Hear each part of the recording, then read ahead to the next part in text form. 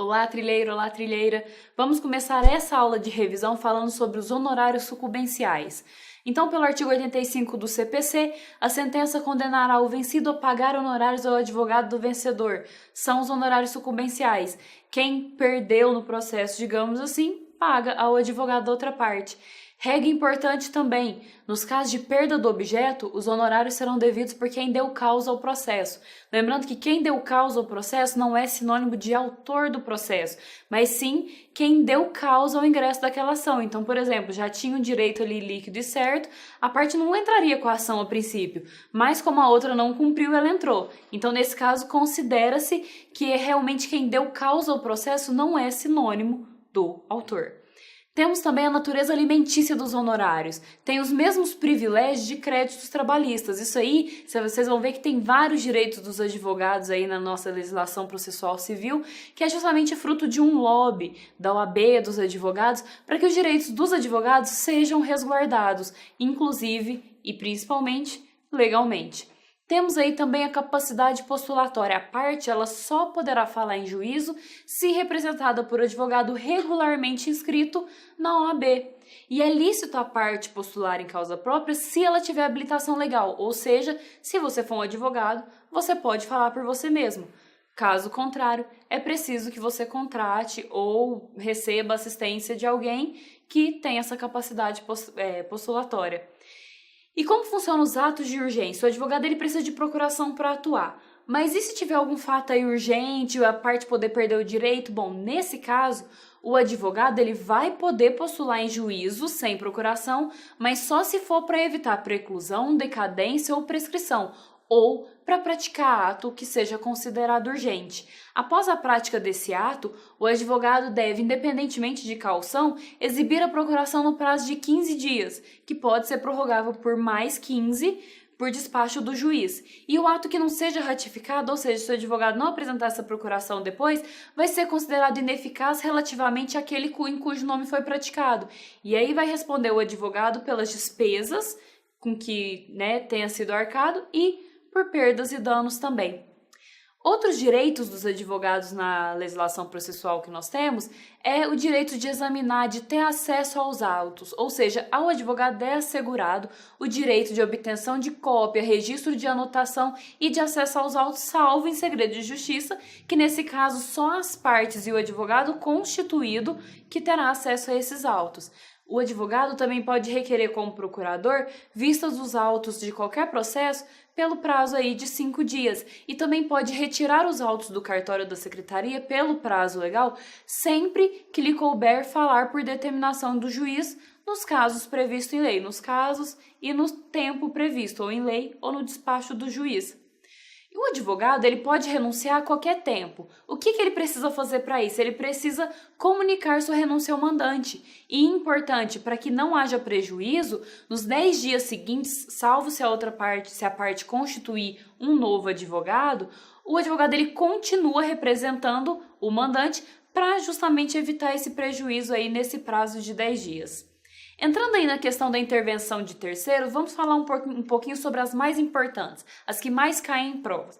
Primeira, assistência. No caso da assistência simples, a parte tem os mesmos poderes e se sujeita aos mesmos ônus da parte que ela está assistindo. No caso da assistência litisconsorcial, além dessa unidade aí, temos também que a sentença ela pode influir na relação jurídica entre o assistente litisconsorcial e o adversário do assistido, e é por isso que é possível ele atuar no processo. Temos também a denunciação da lide, quando ela é feita pelo alienante imediato no processo relativo à coisa cujo domínio foi transferido ao denunciante.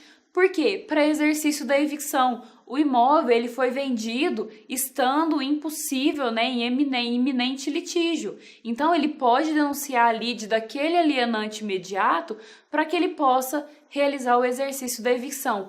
Ou também é possível denunciar quem for obrigado a indenizar em ação regressiva o prejuízo de quem for vencido. Isso por lei ou por contrato. Então, por exemplo, as seguradoras. A gente pode denunciar a lide em caso de sinistro porque quem vai acabar pagando realmente é a seguradora.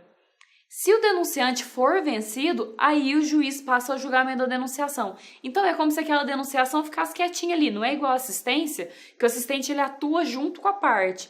Mas no caso da denunciação à lide, ocorre aquela denunciação, a parte ela pode ali ter alguma interferência no processo, mas a denunciação só vai ser julgada se o denunciante for vencido.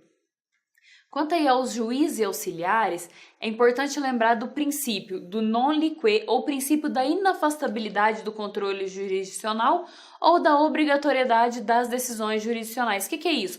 O juiz ele não se exime de decidir sob a alegação de lacuna ou obscuridade do ordenamento jurídico. Lá na revisão de civil, a gente falou um pouco sobre as fontes do direito e é por isso que não é apenas a lei que é a fonte do direito, porque o juiz ele vai ter que decidir. Como a gente tem esse controle aí pelo poder jurisdicional, a partir do momento que a causa foi proposta, o juiz ele tem que decidir. Não adianta falar, mas não tem lei que regulamenta isso. Ele tem que dar um jeito. Temos também o princípio da congruência ou adstrição ao pedido. O juiz ele não pode julgar nem mais nem menos do que ele foi apresentado pela parte. Como funciona o seu impedimento? O impedimento está ligado a razões objetivas. Então, se o juiz foi mandatário da parte, proferiu decisão em outro grau, seu parente até terceiro grau, inclusive sócio ou herdeiro, ou cliente do escritório de advocacia no qual o cônjuge trabalha, então o juiz não poderá atuar no processo, ele é impedido. E a suspeição? Está ligada a razões subjetivas. É amigo íntimo da parte, recebeu presentes, as partes ou parentes até terceiro grau, inclusive, são credoras ou devedoras, ou é interessado no julgamento. Por que são razões subjetivas? O que quer dizer amigo íntimo? Ou inimigo das partes. Isso é um conceito muito subjetivo, por isso a suspeição ela é ligada a essas razões subjetivas. Temos aí também atuando os auxiliares da justiça, que são o quê? São aquelas pessoas que ajudam o processo a correr. É o escrivão e o chefe da secretaria que cuidam dos autos, o oficial de justiça que leva as citações, leva as intimações, o perito, o depositário, intérprete ou tradutor, os conciliadores e mediadores judiciais, muito importante, que entraram agora no CPC. Importante lembrar, aplica-se o impedimento também aos conciliadores e mediadores, e eles devem comunicar ao juiz o seu impedimento. Nesse caso aí que eles foram chamados a atuar. Temos também o MP, a Advocacia Pública aí ajudando o Estado e a Defensoria Pública assistindo a população, pessoas muito importantes e que fazem o processo realmente andar. Por isso que eles são tão bem disciplinados na legislação processual civil. Na próxima aula a gente continua. Muito obrigada.